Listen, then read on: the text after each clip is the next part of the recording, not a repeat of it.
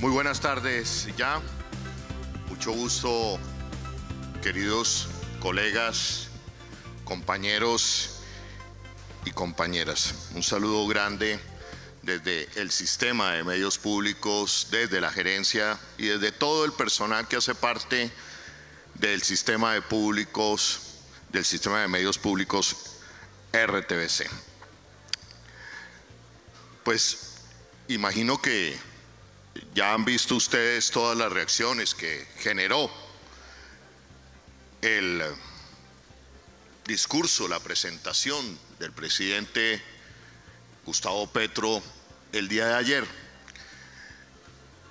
y los señalamientos que hacen desde grandes medios tergiversando su discurso. Y eso me llamó en estas horas de la mañana, me llamó poderosamente la atención, incluso me llevó un poco a desviar la intervención que tenía preparada.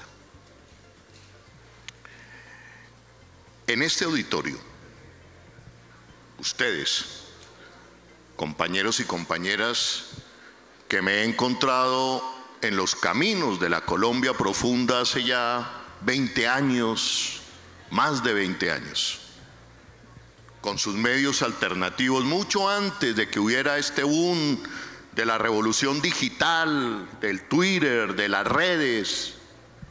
Me los encontré a muchos de ustedes en esa Colombia profunda, en el departamento de Nariño, Montes de María, Caquetá, Guaviare, Urabá.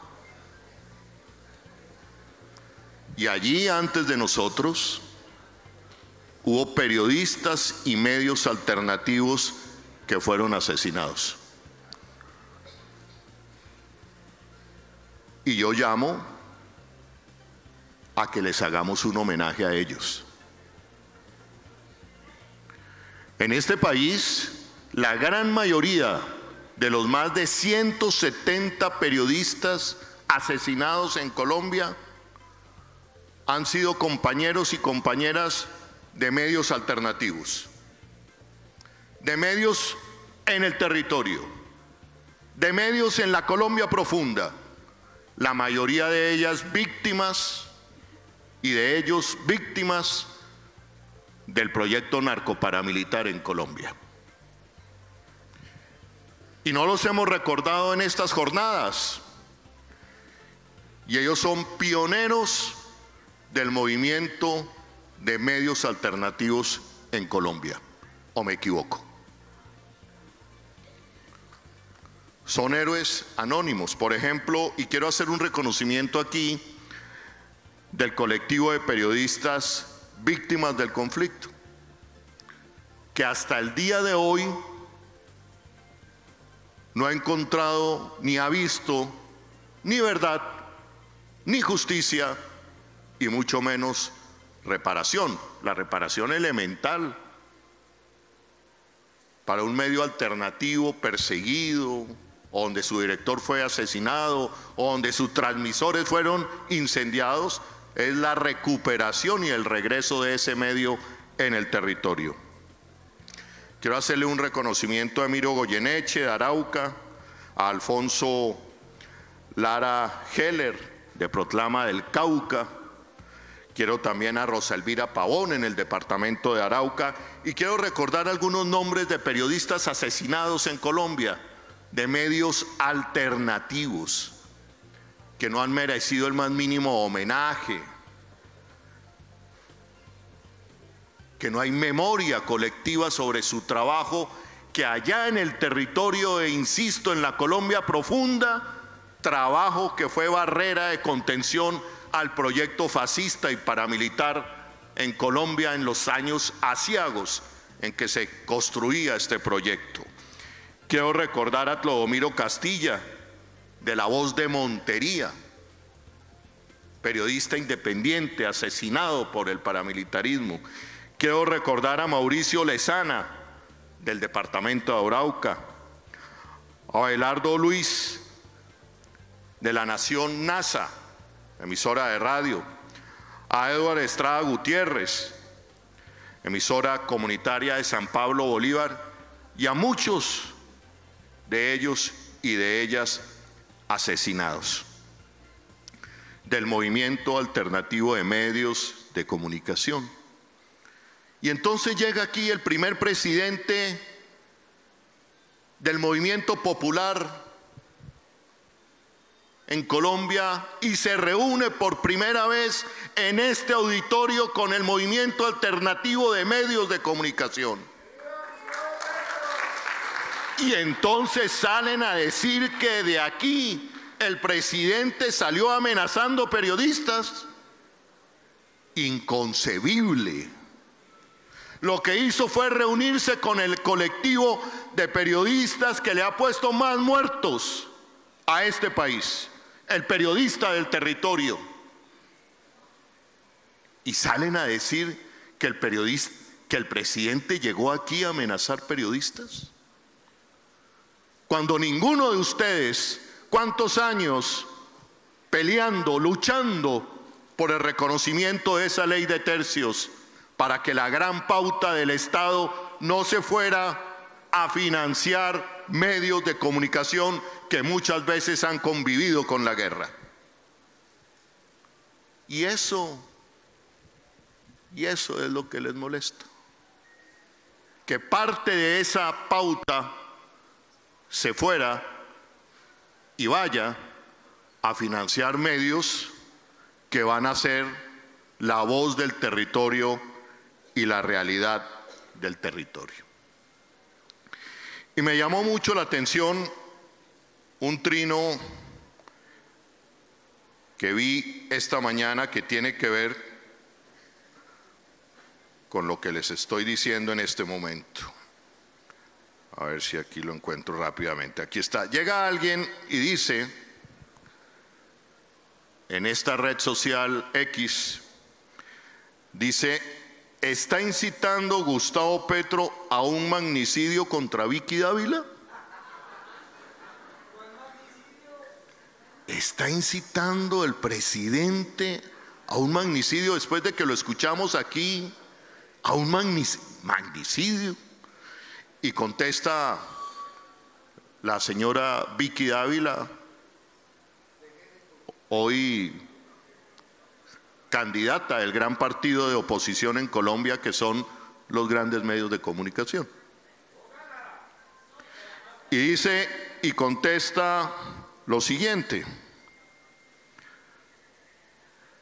Diego, si te contara las amenazas tan graves que he recibido, que por supuesto sí, las debe haber recibido y que rechazo tajantemente, no vamos a ser como ellos.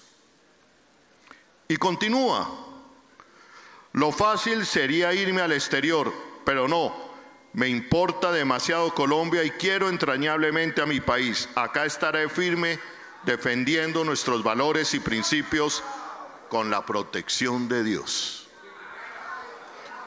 Ustedes en el territorio sí están defendiendo la democracia colombiana.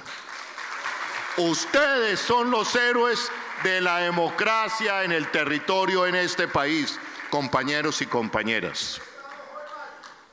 Los compañeros y los nombres que mencioné nunca pudieron irse. Es más, nunca merecieron un titular de un gran medio de comunicación cuando fueron asesinados. Esto para decirles que se equivocan los que creen que defender valores en esta hora del país es tomar un medio de comunicación y llamar todos los días a acabar, estigmatizar e incendiar el proyecto popular elegido en las urnas que encarna el presidente Gustavo Petro.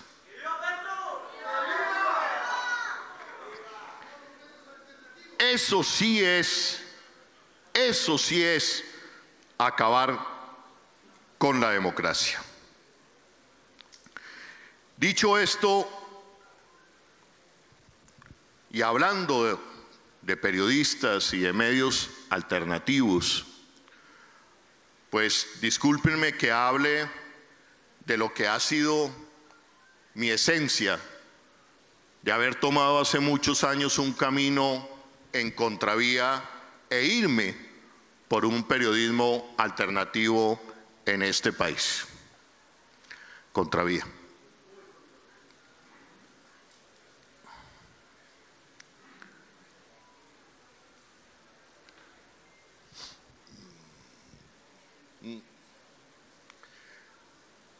La primera lámina de esta charla era precisamente recordar de dónde vengo. Vengo de un programa llamado Contravía, que algunos de ustedes recordarán. Periodismo que hicimos con un grupo aparte de los grandes medios. Yo no vengo de los grandes medios de comunicación de este país. Me he hecho solo, de manera independiente, con ese espacio de televisión Contravía, que duró más de 10 años, que nació en el medio del proyecto antidemocrático de la seguridad democrática del presidente Álvaro Uribe Vélez. Proyecto periodístico que se dedicó a recorrer este país y sobre todo a construir un relato desde las víctimas, cuando el relato del gobierno del presidente Uribe, ustedes tendrán que recordarlo, decía que en Colombia no había víctimas del conflicto porque no había conflicto, que en Colombia no había desplazados sino migrantes internos. Y en ese momento de la historia de este país surgió Contravía, que nos costó, nos sigue costando, digamos, nos costó exilios, amenazas, detenciones arbitrarias por parte de la persecución criminal del DAS, de Uribe. 23 años, lo que tiene mi hija que nació en el exilio, 23 años en la total impunidad. No se ha podido, ni la reparación, ni la solución amistosa con el Estado, nada, pero no importa, aquí estamos y seguimos construyendo democracia. Ponle el volumen, por favor. Contravía.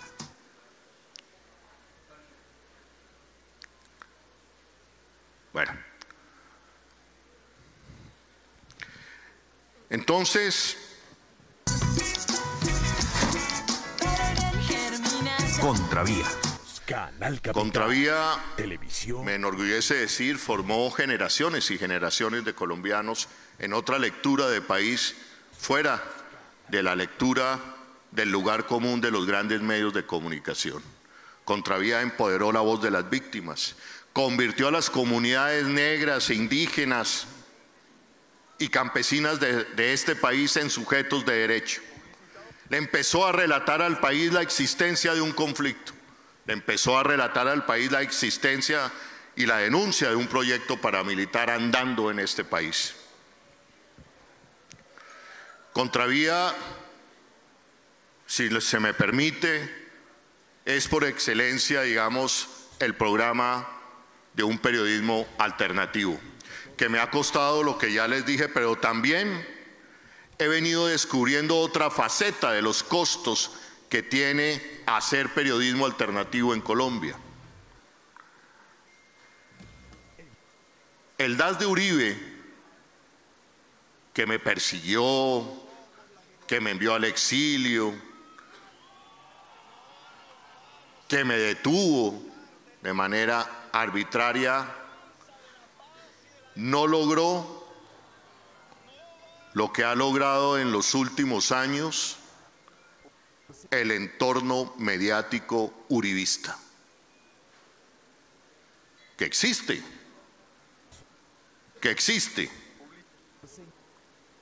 ¿Quiénes son los dueños del colombiano hoy?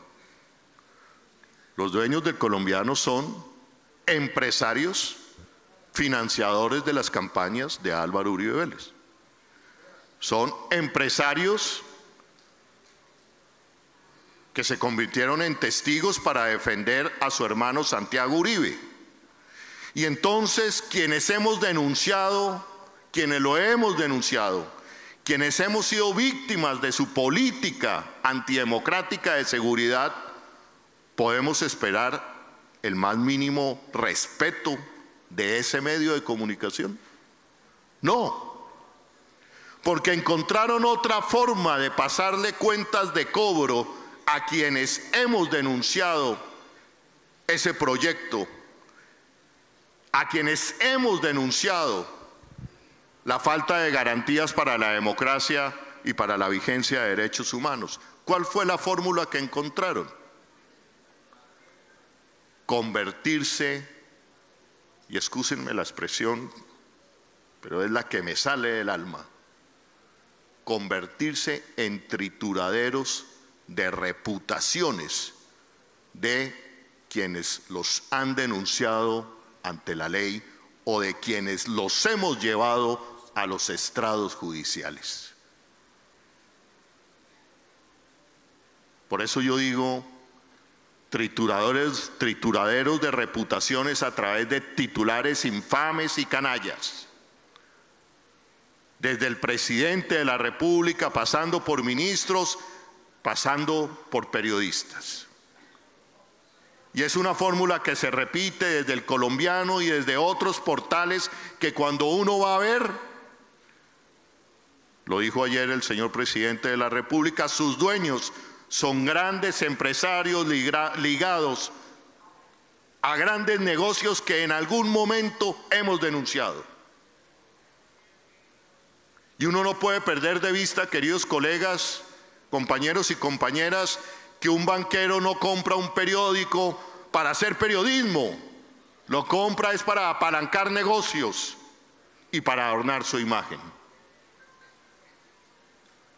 Los medios de comunicación que compran grandes grupos económicos son la cereza en un banana split de grandes empresas y no están dedicados a hacer periodismo, y en esta hora del país están dedicados a acabar la reputación y a tumbar y a demoler lo que el pueblo colombiano eligió en las urnas, que fue el proyecto progresista y popular de cambio que lidera el presidente Gustavo Petro.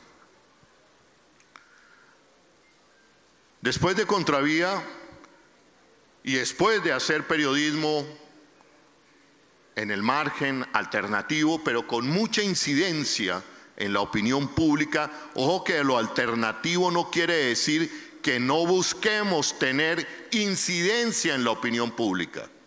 Ojo que lo alternativo no quiere decir que no generemos conversación de país, que no nos metamos en la conversación de país. Lo alternativo tiene que generar agenda política también, agenda cultural, agenda de discusión en el país, en Colombia. Movimiento alternativo de medios de comunicación no puede seguirse viendo marginal. Tiene que verse con una opción de generar otra lectura de país. Y entonces, por esos azares del destino, ¿qué hace uno cuando ha tenido un medio como Contravía y de un momento a otro la vida le da la vuelta y lo pone a uno a dirigir el medio de comunicación más importante de la ciudad de Bogotá, de la capital, Canal Capital? Con esta experiencia desde lo alternativo, más humana, desde hacer periodismo, volvámoslo a repetir si quieres, por esas vueltas del destino, Capital, televisión más humana. Canal Capital, televisión más humana.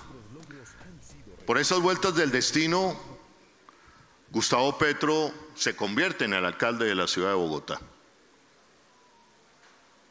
y me trae del exilio. Yo ya estaba, digamos, viendo mi vida como un académico en otro país, sí, salvaguardando mi vida, pero no feliz. y me trae, como yo lo he dicho muchas veces, como creo que es el único acto, gesto de reparación que he tenido después de todas esas luchas, haberme traído del exilio y haberme traído a gerenciar el canal público de la ciudad de Bogotá. Y entonces sacamos adelante Canal Capital, Televisión Más Humana. En 2014, nuestros logros han sido reconocidos por organismos internacionales.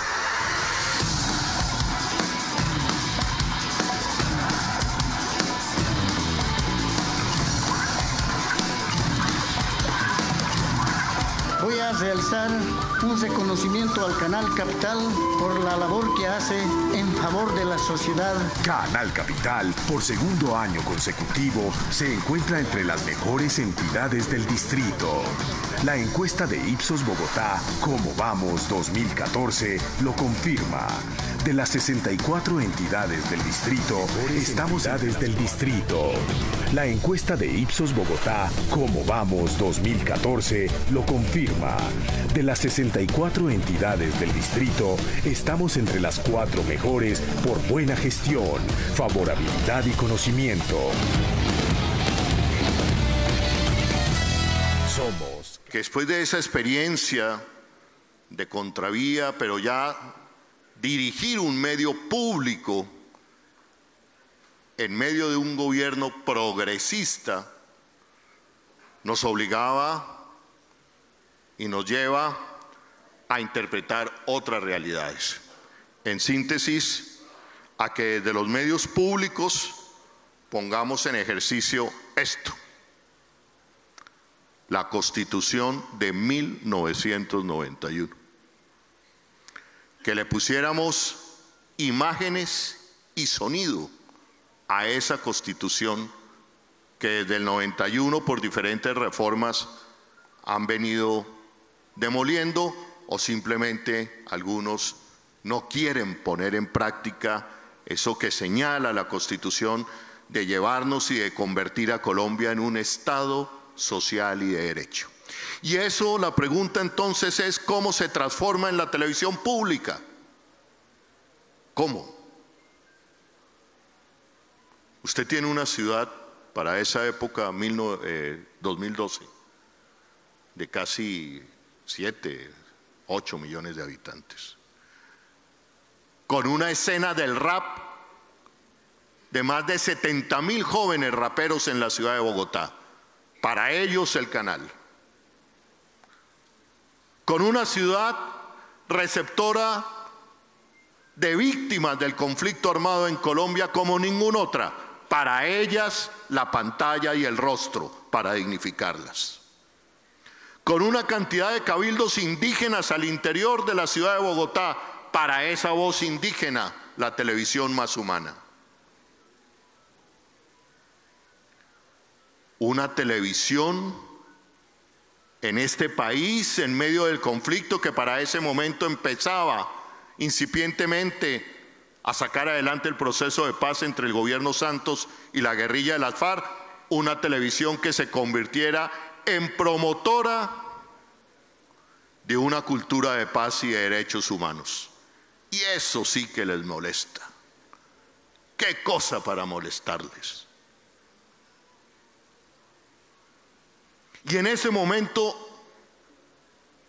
si hay algo que le molesta a ese país, que lo quiere ver solamente, que quiere ver el país solamente de un color, que no quiere aceptar que somos un país pluricultural, pluriétnico, de víctimas, de campesinos, de áforos.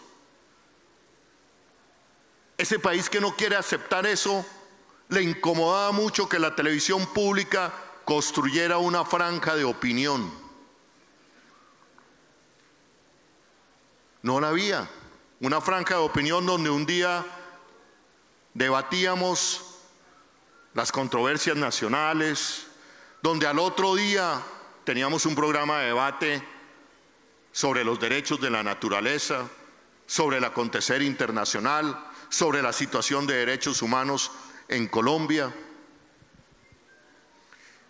y una televisión pública que trataba siempre de poner sobre la agenda mediática otro país, otra ciudad. Por eso rápidamente el canal público de Bogotá se convirtió en un referente de televisión pública para todo el país y dejaron de verlo solamente en Bogotá y empezó a verse y a tener audiencia en todos los rincones del país. Después de 16 años, ese canal, en manos de un gobierno progresista, logró ser la segunda entidad más querida por los bogotanos. Después de 16 años en un gobierno progresista, ese canal lograba ganarle en rating a los canales privados de la ciudad de Bogotá. Estaba cosechando audiencia ese canal y claro, para ciertos sectores se les convertía en altamente peligrosa esa televisión pública. Yo salí con 30 investigaciones. Trataron de embargarme mi apartamento, 30 investigaciones. Una persecución de todas, salí airoso. En el Consejo de la Ciudad de Bogotá, los sectores más recalcitrantes de la capital me llevaron a un debate de control político porque la televisión pública de Bogotá había sacado adelante el primer programa de la comunidad LGBTI para la comunidad heterosexual y no pasó nada.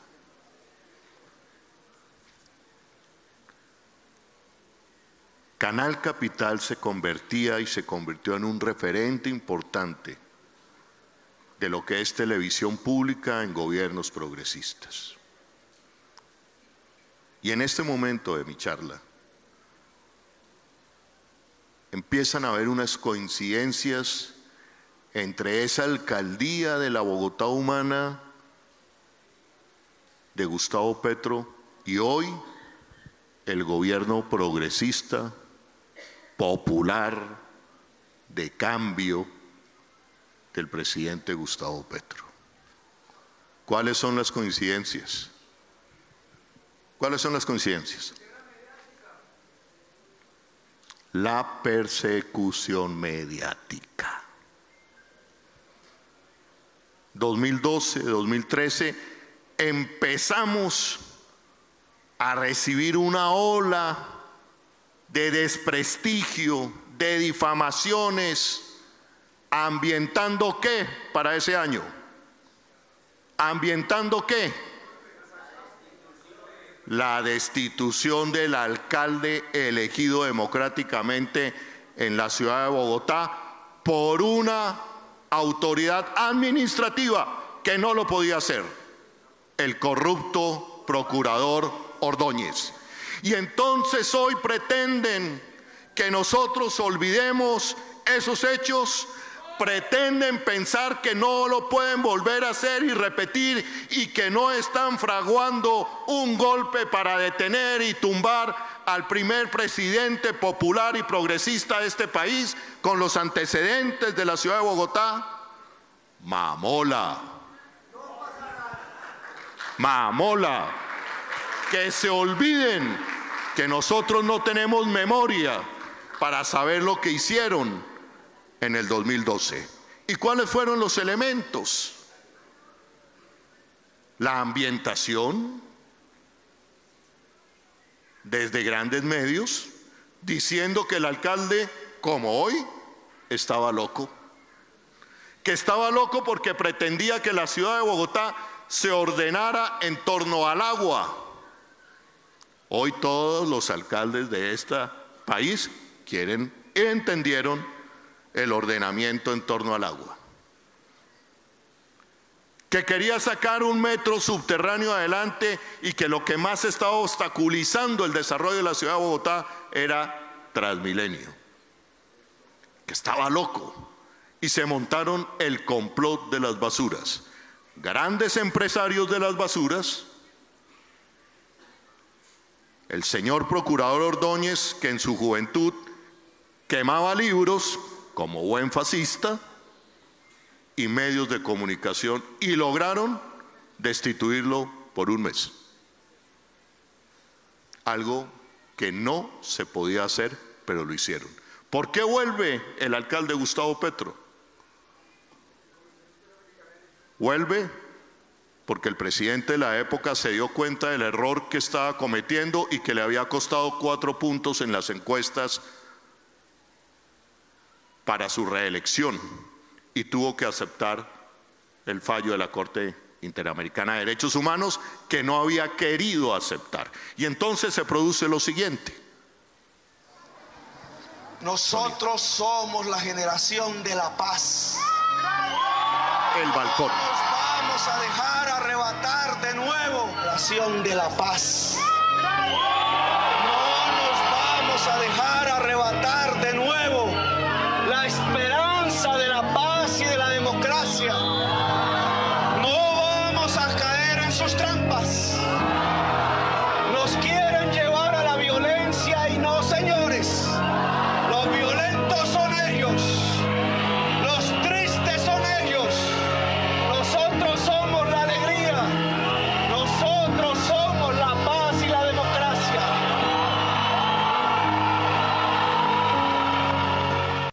Canal Capital. Canal Capital, tomamos la decisión de transmitir los discursos del alcalde que estaba siendo tumbado por una autoridad administrativa en contra de la democracia, en contra de la Convención Interamericana de Derechos Humanos, en contra del mandato popular. Esa era la noticia de la ciudad de Bogotá. Y entonces desde los grandes medios empezaron a señalarme y a preguntarme que por qué va a televisar el discurso. Pues es la noticia. Y empezaron a presionar para que se me abriera una investigación ante la Procuraduría, que obviamente no prosperó. Grandes medios coartándonos la libertad de expresión en ese momento de Canal Capital. Si no hubiera sido por las transmisiones de Canal Capital en aquella época, que vio todo el país, que levantó la indignación del pueblo colombiano, a Gustavo Petro lo habrían tumbado y hoy otra sería la historia del país. ¿Qué nos costó eso?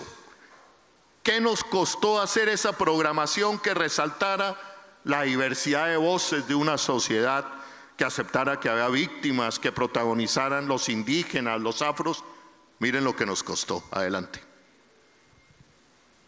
Publicitado por Telesur y Canal Capital, medios de comunicación serviles del terrorismo. Capital, medios de comunicación serviles del terrorismo.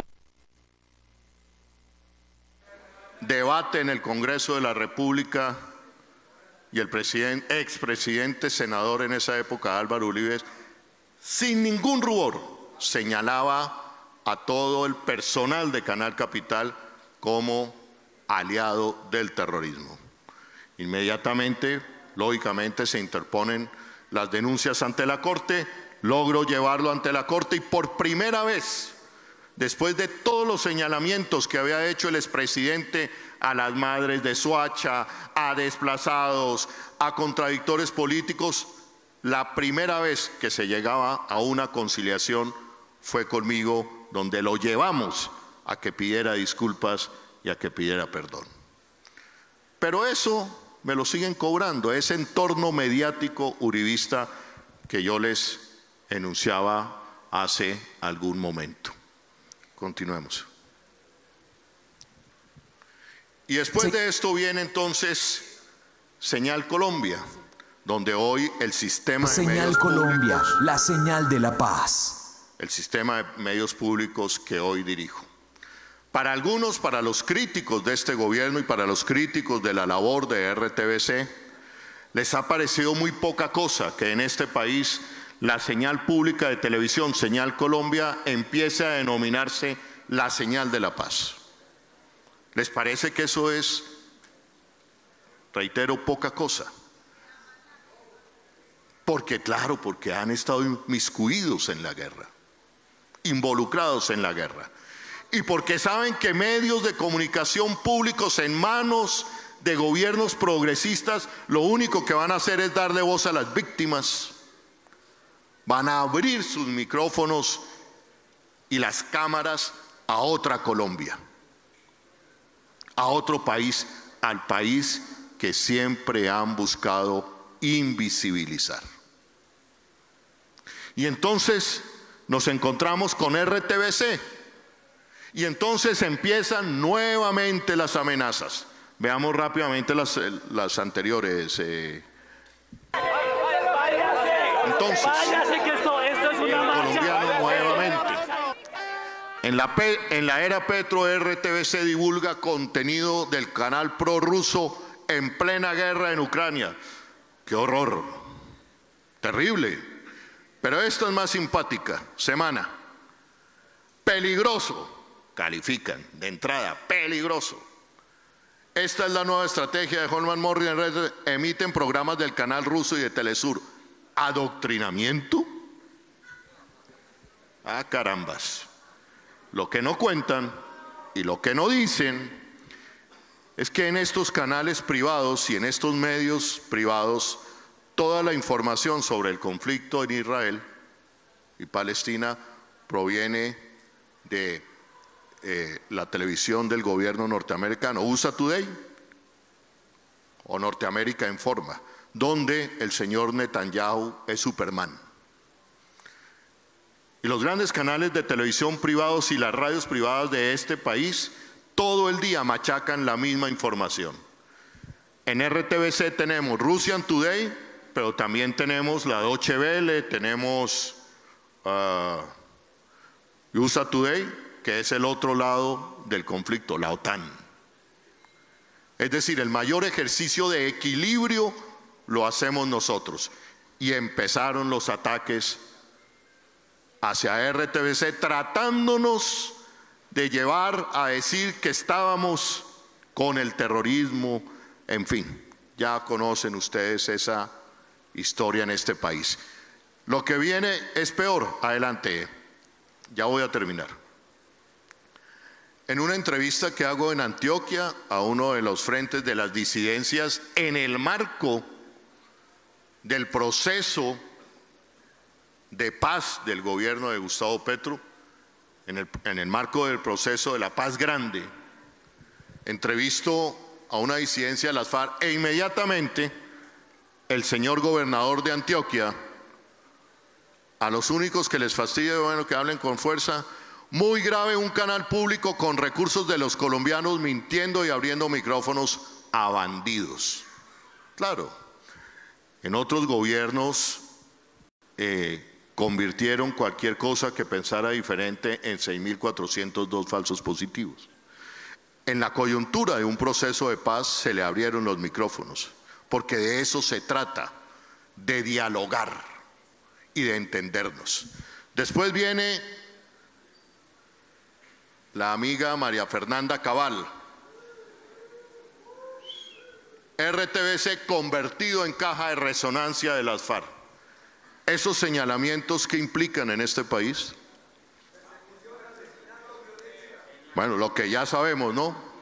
Y lo hacen predeterminadamente. Y el señor Álvaro Uribe Vélez, que en el año 2014 había llegado a una conciliación conmigo y se había comprometido a no seguir estigmatizando, leen ustedes ahí el trino y termina con la perla: y el periodista no se le olvidó el portillo.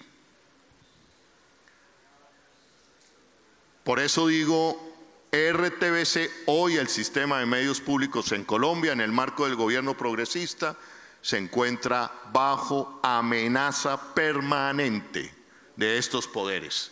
Estos son poderes. La senadora más votada del país, la cúpula del Centro Democrático, acosando y estigmatizando a RTBC con derechos de petición en las redes, pero eso sí eso sí no indigna a ese, ni vamos a esperar, ni la vamos a pedir solidaridad de estos grandes medios de comunicación. Porque de tiempo atrás, estos grandes medios de comunicación han trabajado la idea y creen que quienes pensamos diferente en este país, somos progresistas o de izquierdas, no tenemos derecho ni al buen nombre, ni al beneficio de la duda, ni a nuestra buena reputación. No, de por sí, siguen pensando con la lógica de la Guerra Fría. Siguen pensando con la lógica de la guerra y la violencia. Quien piense diferente a nosotros siempre será susceptible de ser un bandido. Y así no se puede construir un nuevo país. Después de estos señalamientos del Centro Democrático, de toda la cúpula de este movimiento, eso se traduce en agresiones en la calle. Veamos lo que pasó. Váyase, que esto es una marcha. Esto no es una marcha. Váyase, que esto es una marcha. Al equipo periodístico en la ciudad de Bogotá, y ese mismo día agreden a los equipos periodísticos conformados por mujeres reporteras en Cali, Bogotá y Barranquilla.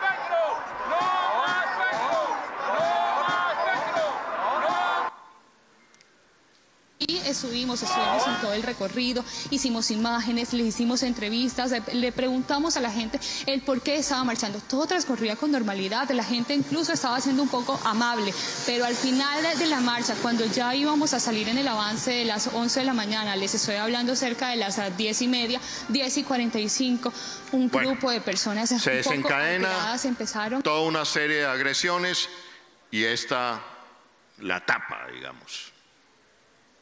Con sorpresa he visto en medios de comunicación el show mediático propiciado por RTBC, dirigido por Holman Morris.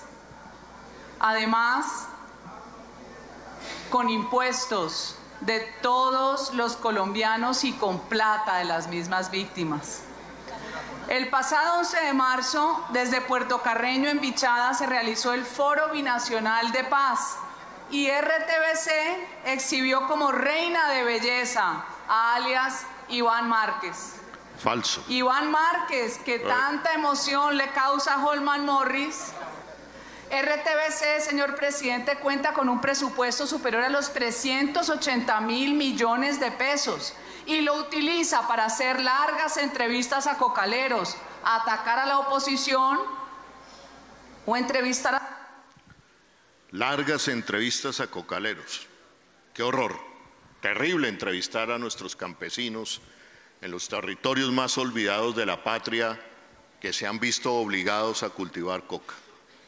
Y que llegue un gobierno como este, progresista, a decir y a señalar con todas sus letras: el campesino cocalero no es terrorista y no vamos a seguir llenando las cárceles de humildes campesinos cocaleros que se han visto obligados a cultivar coca. Eso es lo que le molesta a la senadora. Y les molesta sobremanera que la televisión pública haya asumido como bandera, como nunca antes, transmitir para todo el país Magdalena Infantería 27, las audiencias de la compañía JEP. Azteca 2 con sede en Pitalito, Huila. Se les llevaron tal vez a la parte montañosa donde él nunca conocía, tal vez en el momento de su muerte solamente. Lo aún más cruel, le cambiaron su ropa, le colocaron armas y le botaron sus documentos. ¿Para qué? Con tal forma de poder justificarlo y colocarlo, a tildarlo de ladrón o como delincuente. O es más, transmitir las audiencias de la Jurisdicción Especial para la Paz, haber convertido la televisión pública nacional y la radio pública nacional en la gran ministra de Educación para una cultura de paz y derechos humanos, conformar una franja de opinión, haber hecho para la radio pública de Colombia, haber comprado los derechos por primera vez de transmisión de los Juegos Olímpicos. ¿Cómo les ha incomodado a esta gente? Que los ha llevado a la locura para volver a los tiempos de la persecución del DAS, para volver a repetir el discurso que me llevó a mí y a muchos y a muchas al exilio. Medios de comunicación del terrorismo. Y no pasa nada en esos grandes medios que hoy andan despelucados porque el presidente de la República vino a reunirse con ustedes. Yo quiero anunciar aquí, en medio de este auditorio, que la semana entrante, como gerente del sistema de medios públicos, para preservar nuestra marca, pero por sobre todo, para hacer respetar a los trabajadores y las trabajadoras humildes, dignos, decentes del sistema de medios públicos, que cuando salen con un carnet de RTBC y se montan a Transmilenio en más de una vez, han sido amenazados, escupidos por ese personal y por la democracia en Colombia. La semana entrante interpondremos acciones legales contra la senadora María Fernanda Cabal.